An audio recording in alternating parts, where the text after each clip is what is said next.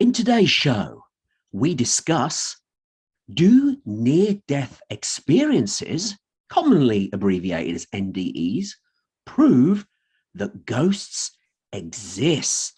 And now, the TNT Talk Show, daring to go where other podcasts fear to tread.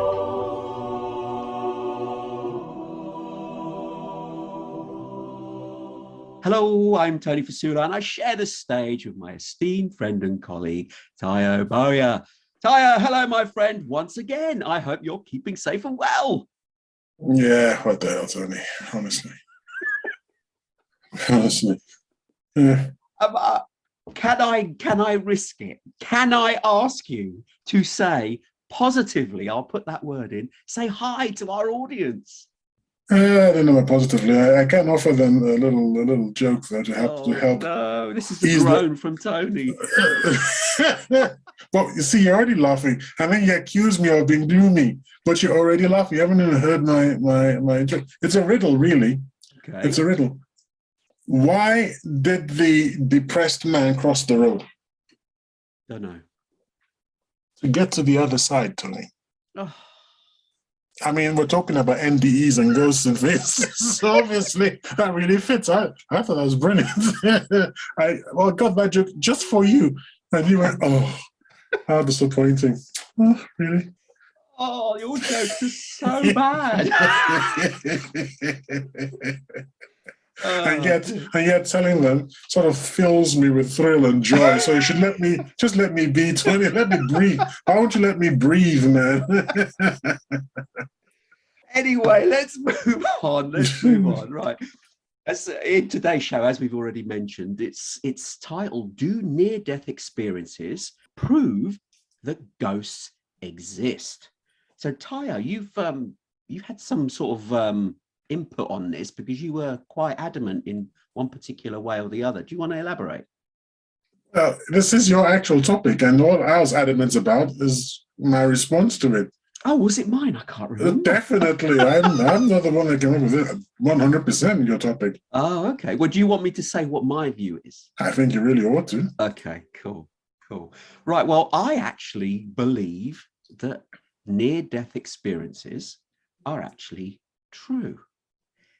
Equipped with that, there's an OBE, which stands for out-of-body experience. And there's many examples of near-death experiences resulting in these out-of-body experiences. And we'll touch on a bit more the detail of what I mean, but that's my angle and that's where I come from. And I actually believe that these actually happen. You clearly don't. Yeah, I got a one-word response. Okay. Bollocks.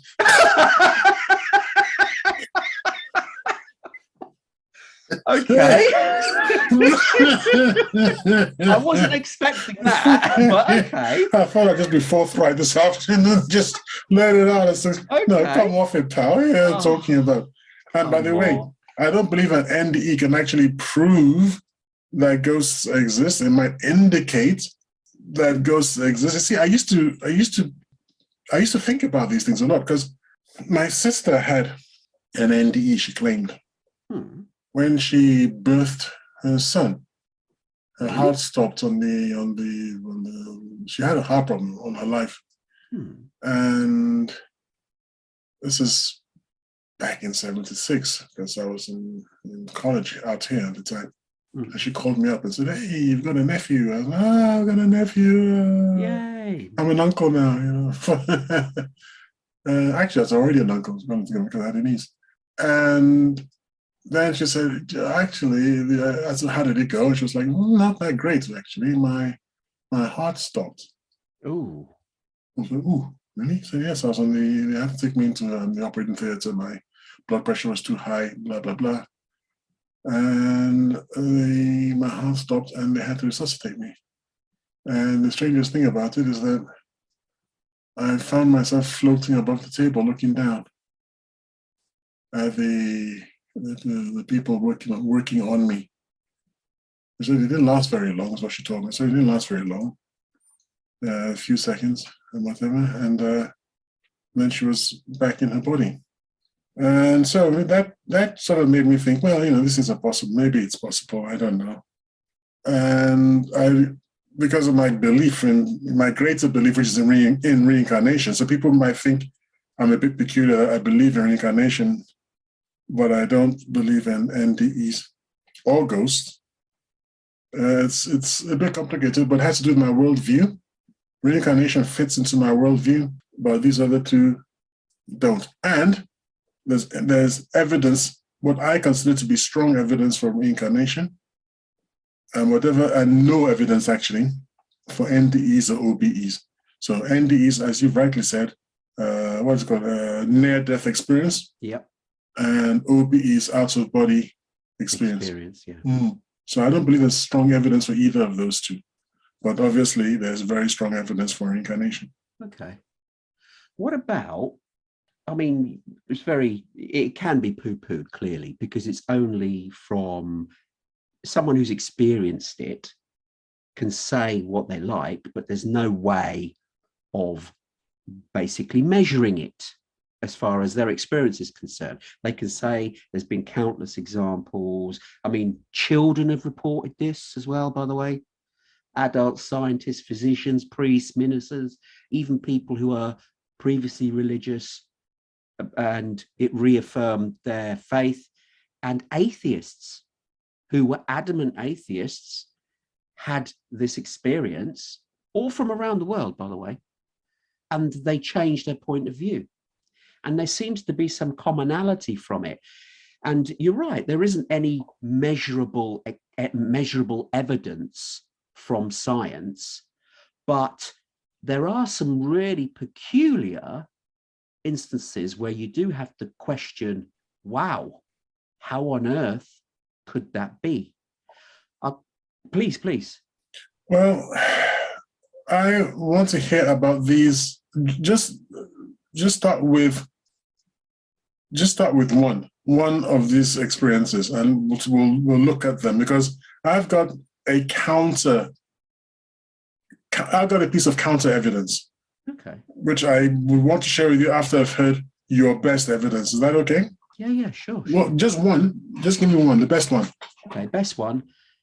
Person who is blind all their life, and they have a near-death experience and see themselves on the table for the first time, see the doctors, see themselves floating above the operating table, and describe all the items on top of cabinets that they can't even see from down below. And then they are resuscitated and come back in their body and explain all this, and nobody has any clue how that's even possible. Well, I'm a bit worried because I've never heard of this. This would count as this would count as being quite serious evidence. Maybe you should have sent it to me no, because I send you stuff before we record. Maybe you should have sent me stuff like this. I could have had a look at it. So I'm in a better position. I was aware of it. I'd have to search it again. I have heard this before, and I'd have to find it again, because it was an actual study that was done by scientists about this.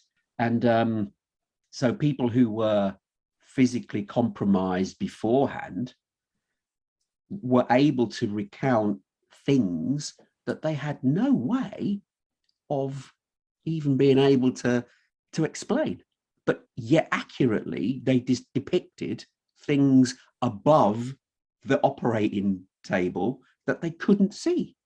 Well, this is a problem for me. This is a problem for me because it's such fantastically strong evidence that you'd have thought that Tayo would have heard about it. And that's because I have an interest in this sort of area of life. And if I haven't come across it, I'm a bit skeptical. And if I want to play the skeptic, which I think I should, and I will in this case, I'd have to say that he might have been blind since birth, but he still knows what a human body is like. I mean, blind people aren't idiots. I mean, they've got this touch thing they do, where they touch something and they sort of understand its shape. Yeah. And if they felt if he maybe had heightened senses, smell, hearing, things like that. He heard 3 or 4 different voices, so he knew there were 4 people in the room. He knew the probable locations. And maybe someone has described an operating theater to him in detail before. Maybe he's read an audio book. So he was able to surmise that these things, I mean, not consciously trying to confuse, trying to deceive people, not by no means am I suggesting that, but just genuinely mixing up various memories, mashing them together and coming out with a holistic, sensible narrative that happened to fit the situation to some degree. Well, until we look at the actual details, I wouldn't be able to say. It is, I mean, when I heard about it, here we go, I have found it. There was a study, yes, by Dr. Kenneth Ring, he's actually written a book or an article, which was in 1999. And it was called Mind Sight, Near-Death and Out-of-Body Experiences in the Blind. And so he's written an article, so our listeners as well can do a search for Dr. Kenneth Ring. And the investigation included 31 blind or substantially visually impaired individuals who had NDEs or out-of-body experiences. Of the 31 individuals in the study, 10 were not facing life-threatening events at the time of their experiences, and therefore their experiences were not classed as NDEs, because it's near death, obviously. There were 14 individuals who were blind from birth in this study, and 9 of those 14, so by all means, not all of them, but 9 out of the 14 described visual during their experiences. And they described items in the room. Obviously, the color, this is the first time they'd seen color. So they didn't know what the color was. So that was the unusual thing. But they described things in the room. So they could say length of the coat of the people that were there. They were describing the hairstyle of the people that were there. And they were describing the things in the room that obviously no one would have said anything about what the room looks like, but they were able to accurately describe what was going on in the operating room. So these, for me, are not slam dunk, but they're like so incredible. Is it real? It must be. It's like I know we're going to digress a little bit. It's like the reincarnation evidence that you've shown me in the past, where you've got children recounting stories so accurately of a previous life that they've lived that it's almost, how would these kids know unless they'd experienced it? It just seems, and also the physical evidence on their bodies, it was just profound. So that to me was powerful. And this is equally powerful, because where people had no sight were able to depict the images of the rooms that they were in while they were, in quotes, dead on the operating table. And the fact that they were able to then come back to life and recount these stories, obviously they're personal to them, is powerful in my view. Yes, well, let's not conflate this and reincarnation now. Reincarnation, I think we've done a couple of episodes about it, and I've made my position quite clear. So I'm not going to conjoin this with reincarnation. This should fall or stand on its own merit, without borrowing merit from somewhere else. And I've been able to find it's a PDF actually. Oh, okay. It's an abstract. Yes, I've got not an abstract. Sorry, I've got the PDF. Yeah. The original study of Dr. Ring, I think his name is. Ring, yeah. Kenneth Ring. There was 2 of them. Sharon Cooper, who would have been, seems to have been his research. It's not called a fellow, is it? His research student, because he's PhD and she's MA. Yeah. So she would have been the researcher, the actual research student. And he did add his name to it as Professor Emeritus of Psychology. Yeah. So, okay, and as a reasonable university, University of Connecticut, I'm prepared to accept that he is a proper scientist.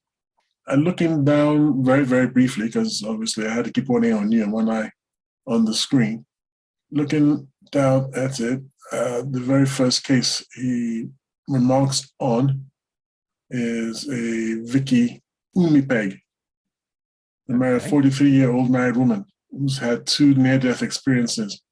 2? 2, and she's been, yeah, I know, some people, huh?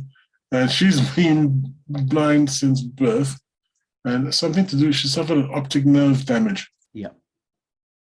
In other words, she didn't even have a proper optic nerve, so she couldn't have seen anything. Mm-hmm. Well, after her second, which the first life near-death experience when she was about 12 years old, I think. Was it 10 or 12? I don't know. I can't see that. Second when she was older, about 22.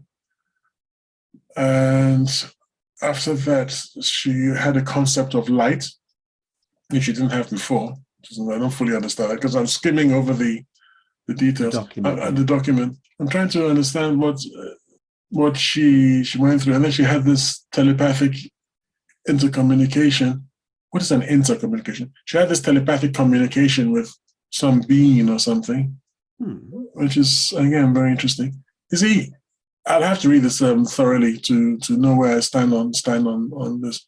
But they've got these 2 individuals who've put their names to this study, which would have been a very brave thing to do, even back in 1999. I think was quite brave. Yeah.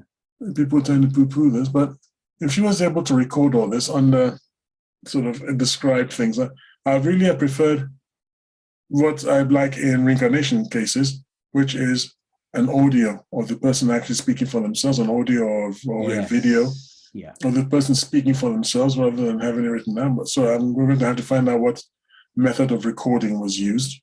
Was it an interview thing where the person wrote it down and all that sort of thing? So there's some questions to be asked, but it's an interesting idea, and I had never thought about it before. So the revelation to me is that you have come up with something that I didn't know about before, but it's quite sensible in the sense that if people have been blind from birth, how can they have this experience after which they're able to recount things visually?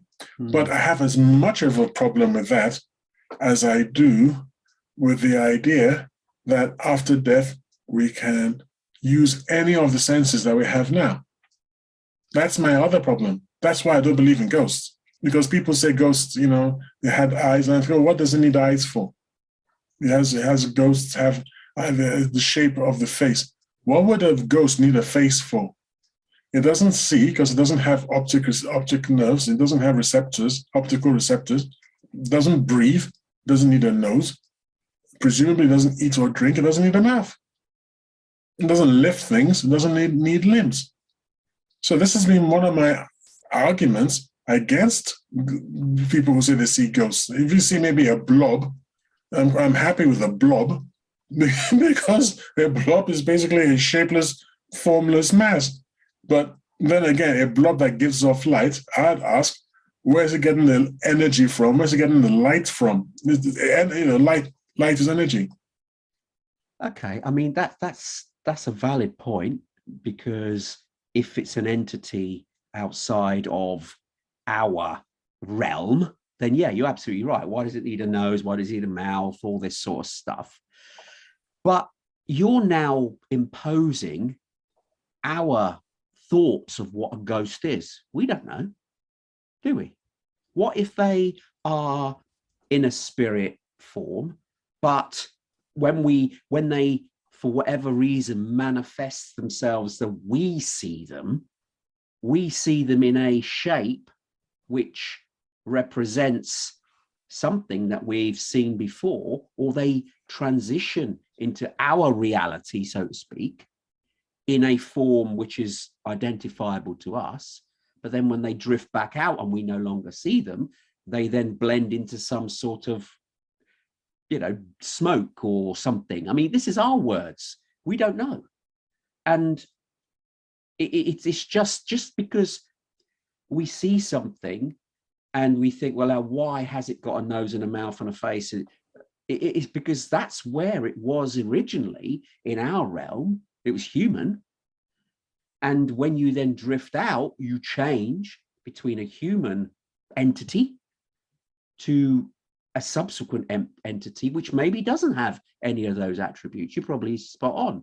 But when it then appears in our realm, it then reforms back into the entity it was prior to its death.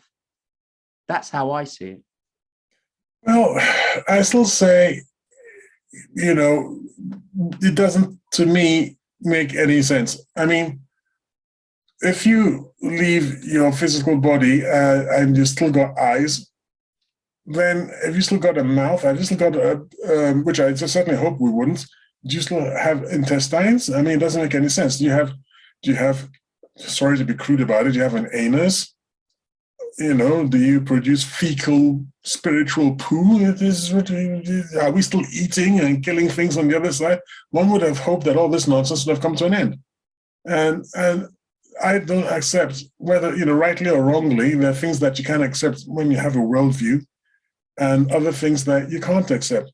Right now, I just can't accept the idea that we have 5 physical senses when we die, because one thing that I would have thought is obvious is that we are consciousness, and consciousness is temporarily merged to the physical plane whilst we are alive. But in ourselves, we are just consciousness. That's all we are. We're just pure consciousness. And we don't, to be conscious of things, you wouldn't need eyes and so on and so forth. You'd be conscious of everything else, but without seeing. So do you understand what I mean? Do you understand what I'm attacking? I do understand what you're saying. I do understand what you're saying. So basically obviously we were talking about near-death experiences and how does this relate to ghosts? But a ghost, I suppose in most people's eyes, is something that they can see. But a ghost in a near-death experience, is it a ghostly entity, I suppose. That's why I believe in it. And why they're closely linked to ghosts that people see is because it's in the body. It was a body before. And you're right, the consciousness is part of the body. And when the body demises, the consciousness or spirit or whatever you want to call it, but consciousness is the word I like, leaves the body. But how do we know what that form is?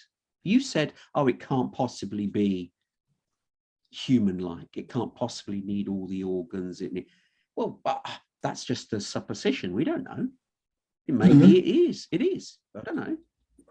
Yes, but so examining it carefully. If we're saying that it does have the cones, the rods and the cones in the eyes to receive light, for instance, where are those cones and rods located? Because there must be somewhere in space and time. When my sister said she floated above the table, if it's pure consciousness, why wouldn't you be conscious of things outside the room?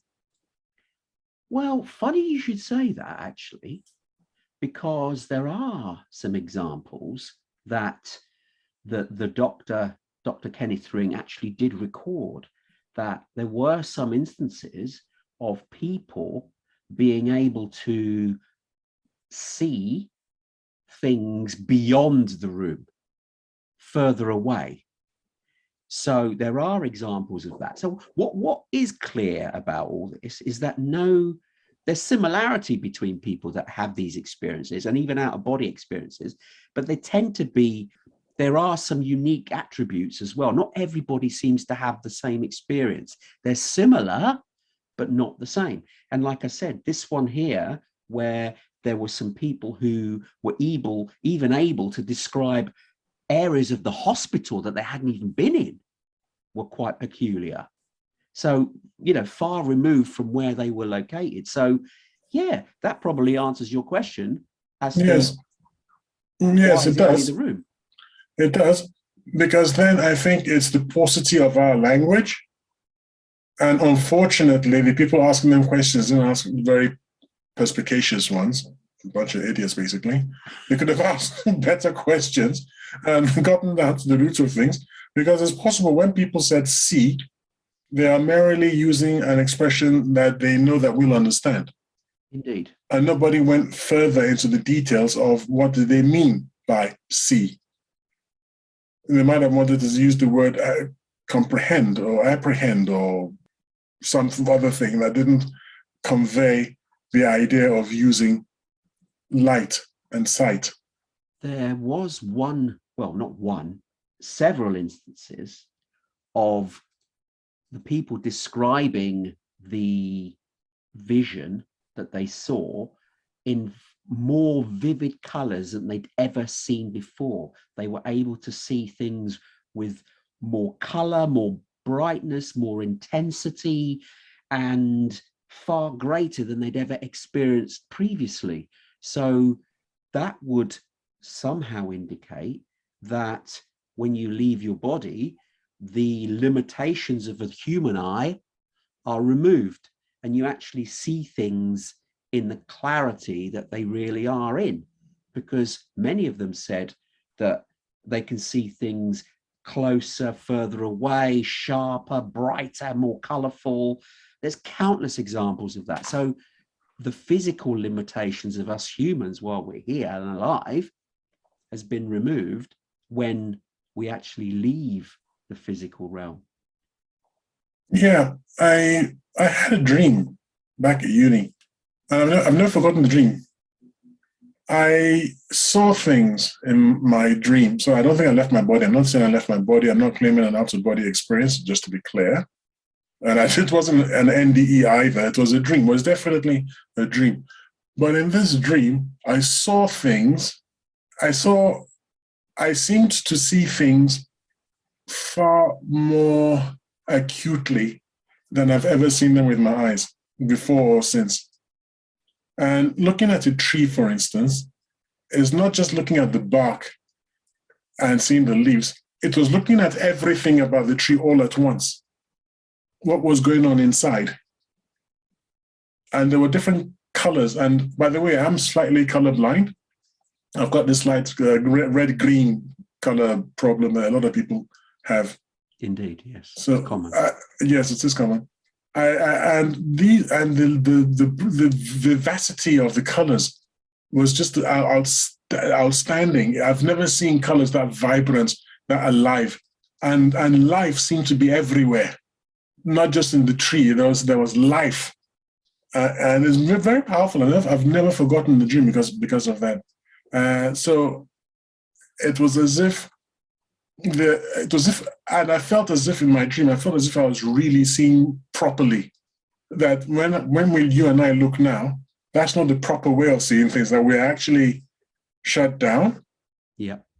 But in this dream of mine, it was more like, no, this is how things really are. And I'm just pointing to that as an interesting thing that sort of matches to some extent what you're talking about. I don't know whether it makes me feel. Well, I think what you've come and done is you've bushwhacked me here, because this is a lot of information to take in, and I'm not the kind of person who would poo-poo something that seems to be evidence worth investigating. And I have to leave off where I used to sit, which was, like I said, I was very forthright at the beginning of all this. Yeah. I was very, very forthright, and I said, no, nonsense, but I wasn't aware of this evidence. Now that I'm aware of what is potentially great evidence, I will have to move to the don't know from the absolutely not. I am now going to sit on the fence and say, don't know, until I've had a chance to review this evidence, when I might return to my absolute nonsense, or I might stay with, well, that's interesting, and I can't say anything more. Or I might change my mind and say there are such a thing as NDEs. But I would say one thing. One thing that I've always held to is this, and it's common amongst the skeptics, and I still count myself as being a skeptic until I'm convinced, Okay. And that is when we say, if you come back, you never went. If you come back, you never went. Correct. But could it be because of the skill of the doctors were able to restart you? And sometimes some of these people recount situations where they were told to go back. It's not their time yet. They still have to finish something. They weren't told what they had to finish. That was never revealed. But they were told, no, too soon, you need to go back in. And it's normally someone, I mean, many people have often recounted it's been someone they knew who was alive previously, like a father or a grandfather or a grandmother who they haven't seen, happen to be there and speak to them and say, no, you're not ready yet. You need to go back and finish what you were supposed to finish. So it's left people confused, not knowing what they were supposed to finish, but it's made them determined to find what that thing they're supposed to finish is.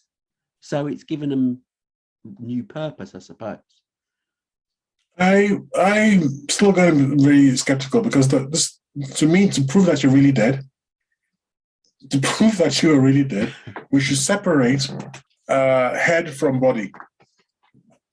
That to me is slam dunk. Or, because that's the only way, by the way, I think this is from my Buddhism. I think from Buddhism, the certainty of death comes when you separate the chakras. And the one sure way of doing that is to remove the neck from the body, which is one reason why I like the idea of the guillotine for executions. But that's an aside. Let's not get distracted. No, and the other thing is, what was I saying just now? Oh yes, and then the other proof is obviously when the body starts to decompose. Now, if someone comes back from either of these two instances and says they had an NDE, that will convert me instantly, because we know for certain you're dead. When we say somebody's heart was resuscitated or whatever, there could have been a certain amount of brain activity which was just too low to be measured by instruments. And in many cases, people don't even monitor those instruments because that's not what that situation is. They might not be in the hospital. They might have drowned, for instance, and then they are resuscitated by the river or by the stream or by the bath, without recourse to proper medical instrumentation. So how do we know what the brain patterns, brain waves were doing? Okay, that's a very good point. And you're right, it could be that they're not really dead. They're sort of dying, but not there yet. And our instruments or medical instruments may then say, yeah, they look dead and the heart has stopped. So as far as, physicians and clinicians, I can't even say the word, would assess that they've died. But could it be that there's this interim period where you've got a certain time frame that if you're brought back in during that time frame, then you have died, but you're in this pseudo position, you're in the middle, and you're not gone yet, you're in and around, so you could, in actual fact, come back because the body hasn't been completely compromised. But I'll give you an example of something which is rather strange along similar lines, is when someone is under an operation with anesthetic. Now, with anesthetic, your brain waves on some operations in particular have to be monitored. And because the reason for that is it shows that when you're under anesthetic, people have amnesia. They don't remember the time interval. So when you go under anesthesia and you're then woken up again, it's like a instant. There's no delay. Normally when you go to sleep, certain number of hours have passed. because your brain activity is still doing stuff in the background. But when you're under anesthetic, your brain, that most of that brain activity goes completely dormant. And doctors measure this.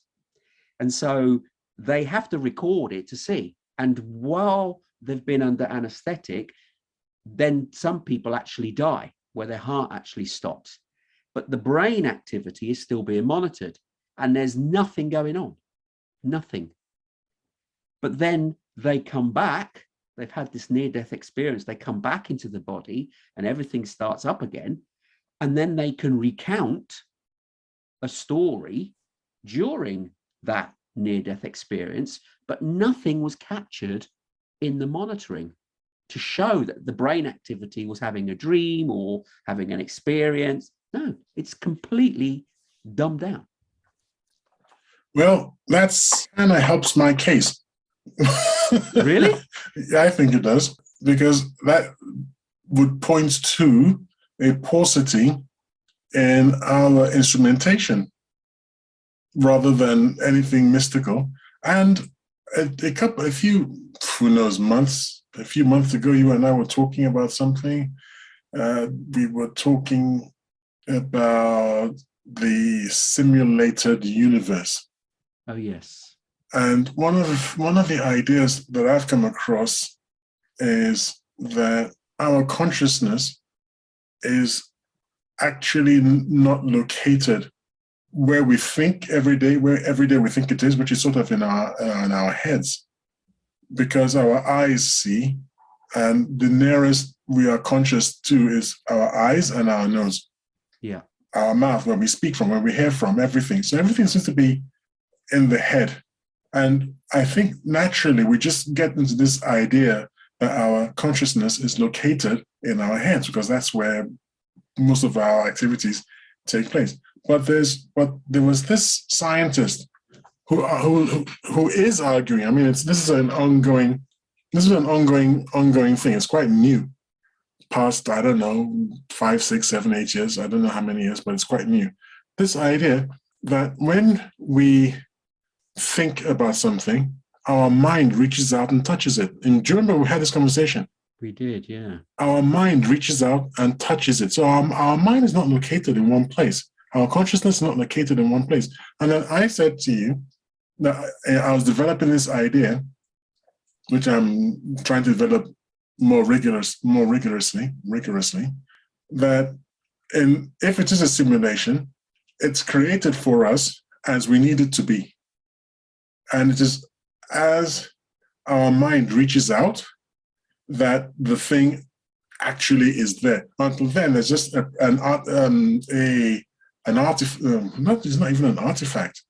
Until then, there's the pretense of the thing, which is, if you think of it as being a model.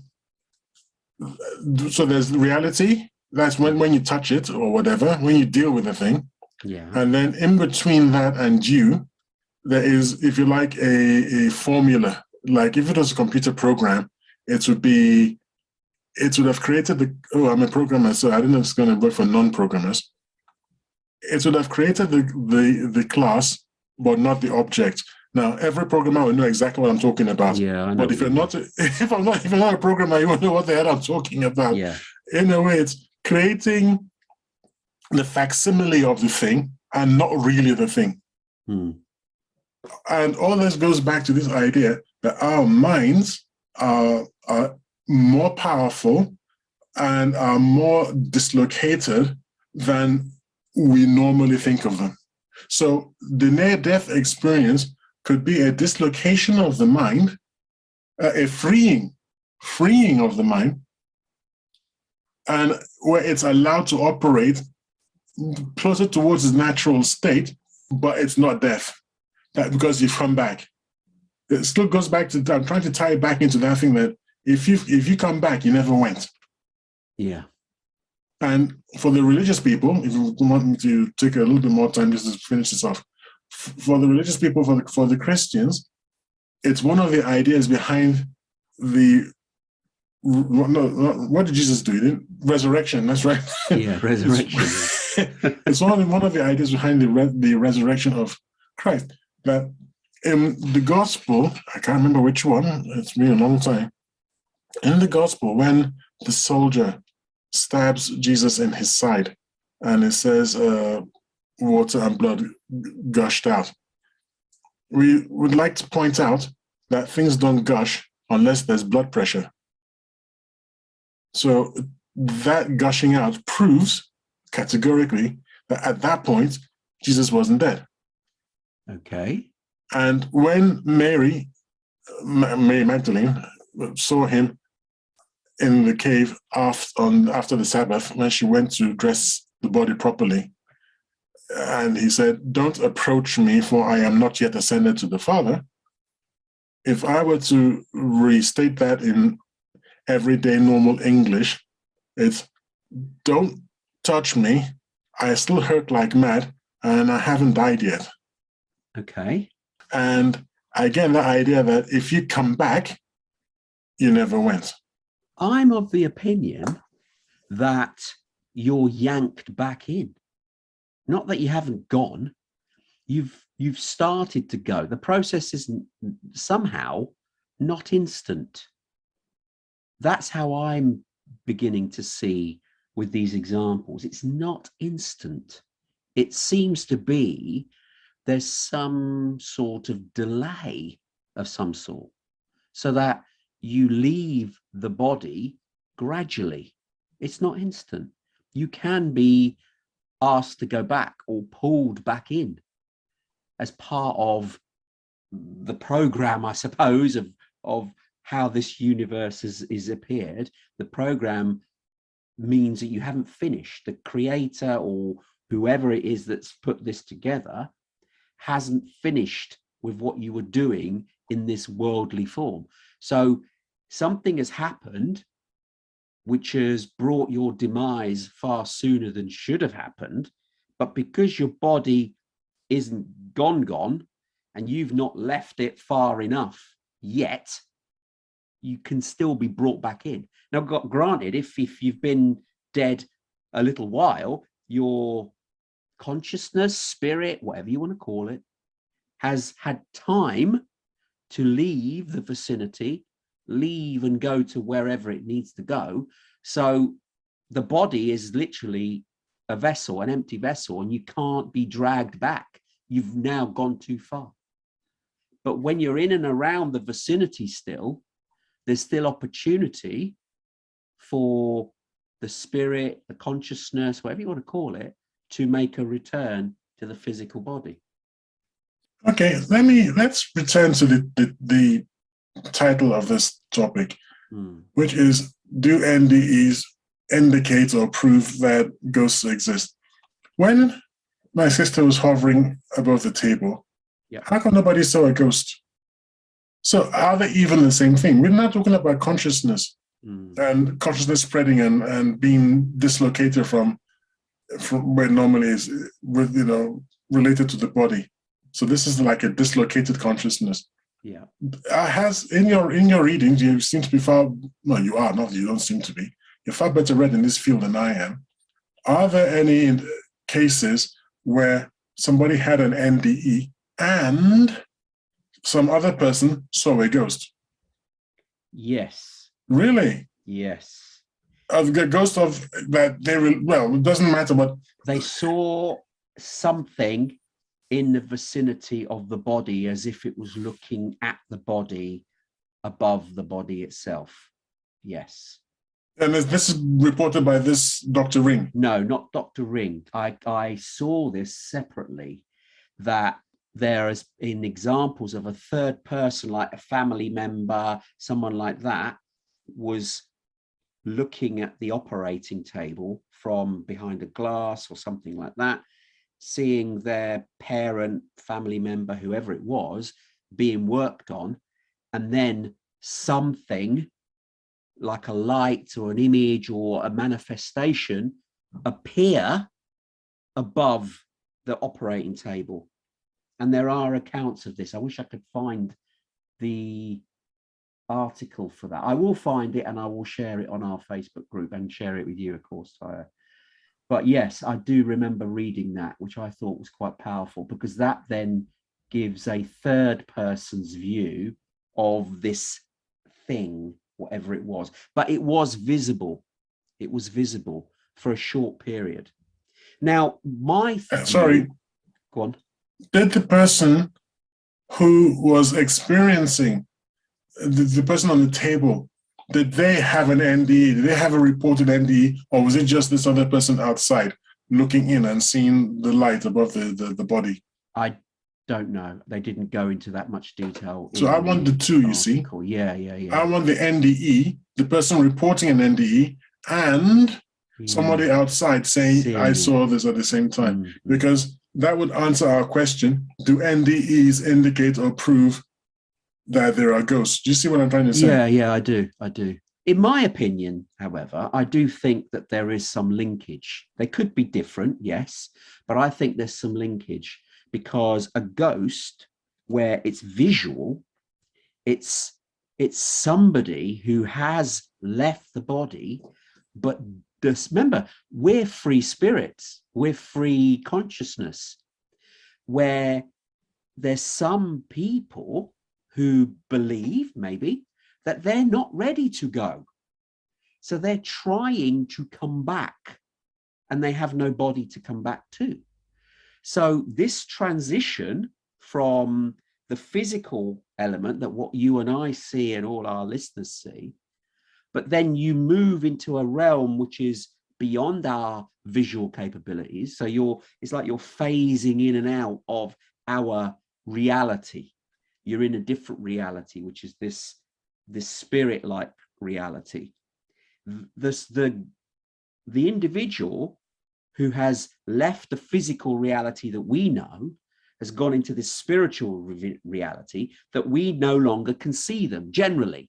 But with effort, these consciousness, spirits, whatever you want to call them, can phase back temporarily into our reality. Hence why we see them. And because they have some pain, they have some, I don't know what to explain it, they have some requirement to come back and do something where their body now is no longer available. So they're a bit lost.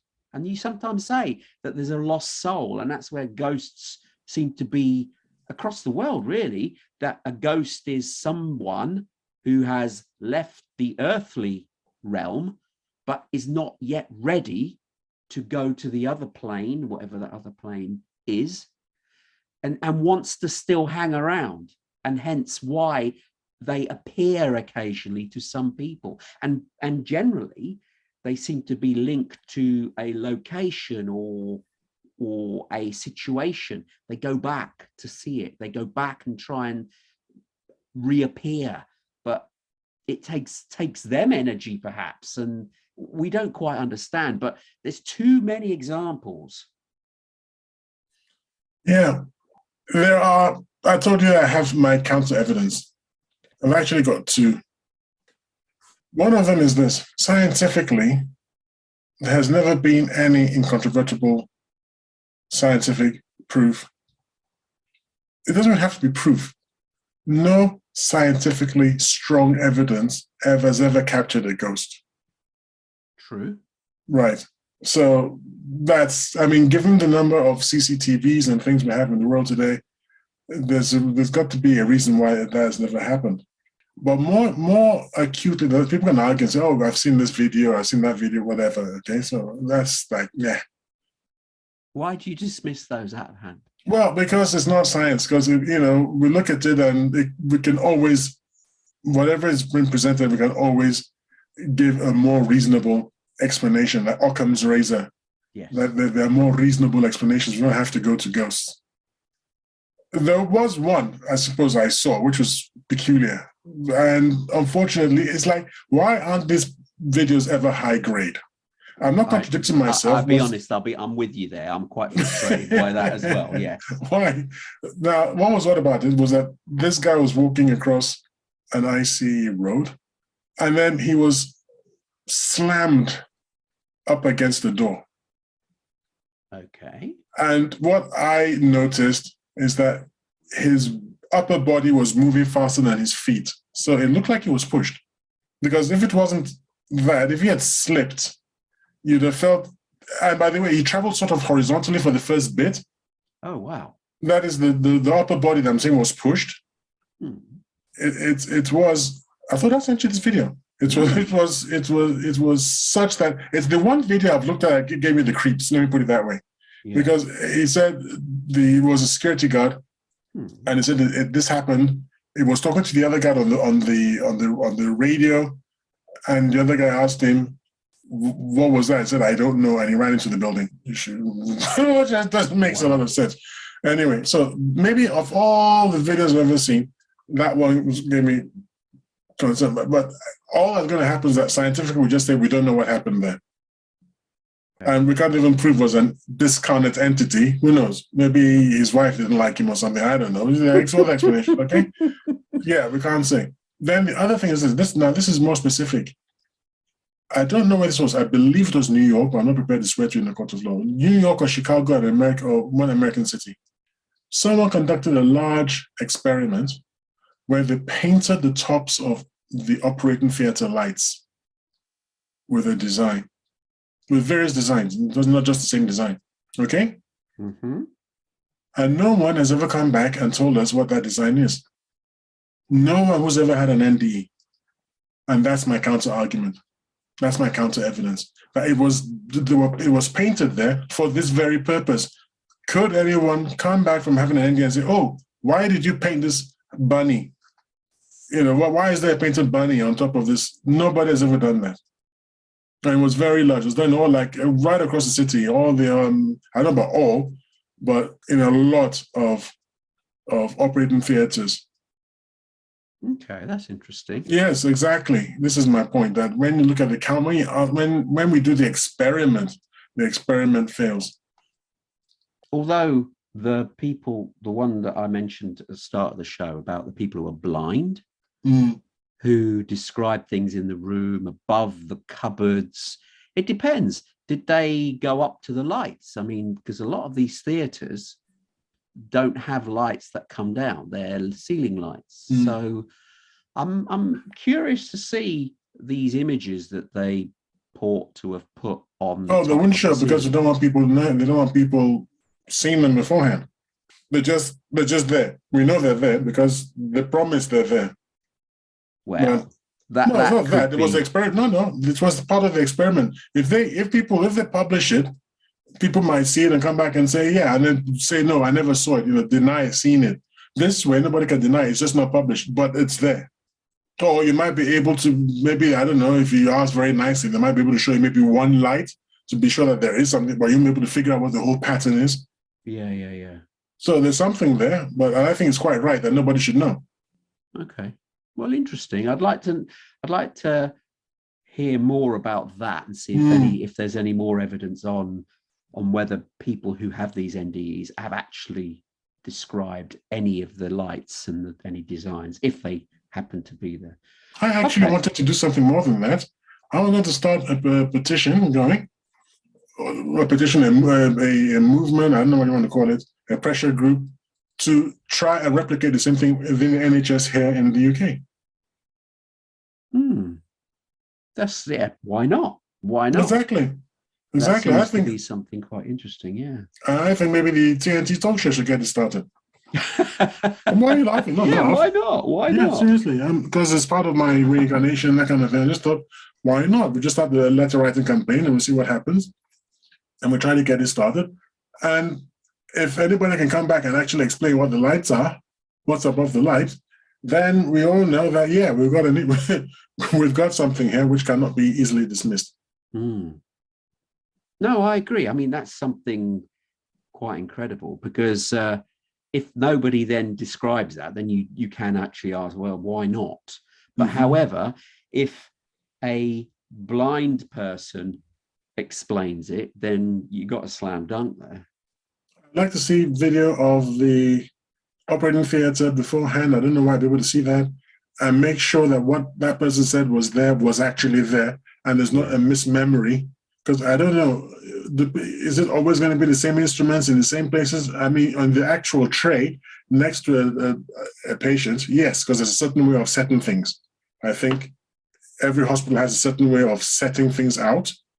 So to ensure that all the equipment is there. To ensure everything is there. When you know, where's that scissors? I forgot to bring it.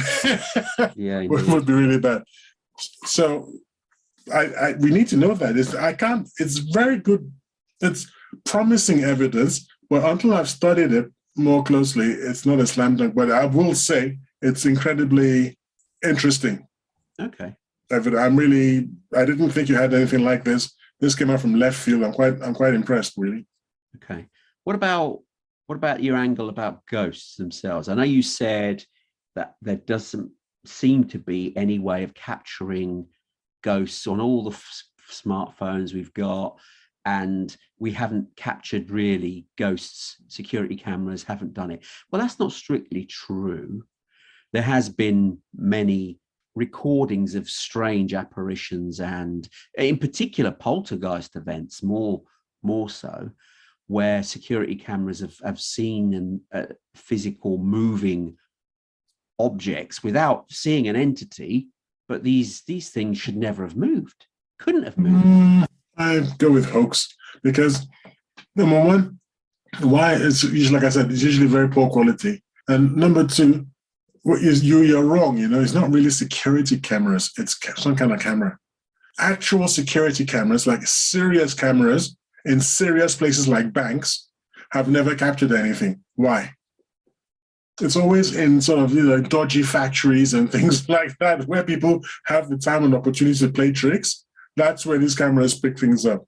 But when you talk about banks, about, I don't know, constantly monitored places where there's no possibility for messing around, you don't get poltergeist activity. Why not? Well, I mean, okay. Well, give me one good bank one. Well, I don't know. I'd have to do some I'm saying there isn't one, is what I'm trying to say, because one of the things I've been looking. I'm not convinced. I've been looking out for it, Tony. Oh, okay. I'm a member of all these poltergeist groups on Facebook. Not poltergeist, sorry, ghost hunting groups. Oh, really? But there's never been any evidence. I've never seen one where the one I told you about is the one that I noticed was the one I'm talking about, where the guy was seemed to be pushed by something. Well, so there wasn't a physical entity visible. Was just, his movement indicated that there must have been something there to do the pushing. In fact, now I think about it, he could have been pulled on a wire, on invisible wires. That would have worked just as well. If he had hooked up wires to his coat, the top of his coat, and that had been yanked, because it would have had exactly the same. You would have seen that. You can't see fish wires, man. Come on. No, not the fish fire. You'd see the coat move. No, because unfortunately, it was sort of from the back. It was from the back. He was walking towards the door, and his back was to us, so we would not have seen the front of his jacket being pulled. Oh, I see. Now that I think about it, that would have been one way to do it. If you think of someone like Darren Brown or some other magician, Penn and Teller, if they wanted to debunk it, I'm sure they could replicate it quite easily, being magicians. Indeed. Okay. I'm mindful we're getting close to the top of the hour. So what's your views here? Have you got anything more you want to sort of, explain about? I mean, we haven't even touched on eerie sounds, which are attributed to ghosts and things like that, which have got no real, where's that coming from? I mean, that there's the sounds, there's been evidence of people capturing weird sounds and groans and even speech where there's no way that there was anybody present. So that is quite difficult to dismiss, because you've actually got audio recordings of, well, something, and there's no explanation as to how that was recorded. There's an acronym for this, and I've forgotten what it is. In all these ghost groups I belong to, people are always bringing this forth. I don't find them very convincing. A lot of them need to be interpreted. You have to, I mean, with one particular recording, we all had something different. Everyone who listened to the recording thought they heard something else. I just heard some mumbling. Other people heard other things. I think there's auditory pareidolia as well as visual pareidolia. Well, I think our minds can make up things as well. You're probably right. They probably do. And also the same with images, especially if our senses are heightened, then we will see things and patterns where there aren't any. So I'm agreeing with you there. The same with audio. So you're right. But the fact that there was something, even a mumbling, doesn't matter if it was audible or clear, that was weird in itself. Because if everybody agreed that it was some sort of words, couldn't make out what those words were, that still adds power because it's captured. What is this? How did it get on here? How was it recorded when there's no one speaking? It doesn't have to have been words, though. It's just the sound. I would say maybe mumbling was going too far. I don't want to backtrack now, but maybe I shouldn't have used the word mumbling. It was a sound. And it was sort of like something like that. It's like, what the hell is that? Okay, it could be anything. I didn't hear, but other people actually heard words. And I was like, I don't know how they got that. And I played it back over and over again. And all I heard was a little thing like the sort of sounds I made. So I've never really heard any, but there's a word for the blooming thing. When you just record and then you get all these, I don't know. So I think it's just something to do with the recording equipment, atmospheric conditions, and one day we'll figure out why. I mean, where is it coming from? It has to be close to the microphone, close enough to the microphone. And why is it subauditory? People didn't hear it at the time. So it's subauditory, but it's strong enough for the microphone to pick it up. And how did the ghost generate the sound waves using what vocal cords? Again. Well, sound is not generated just from vocal cords. Yeah, if it's talking though. Oh yeah, well, it's same what I was saying before, where these entities have left our dimension, so to speak. I mean, we see in 3 dimensions and we're aware of our surroundings in 3 dimensions, but that doesn't mean that's the only dimension. The consciousness and spirits and don't live in our dimension. They live outside of it. Hence why most of the time we don't see them. So when they want to interact,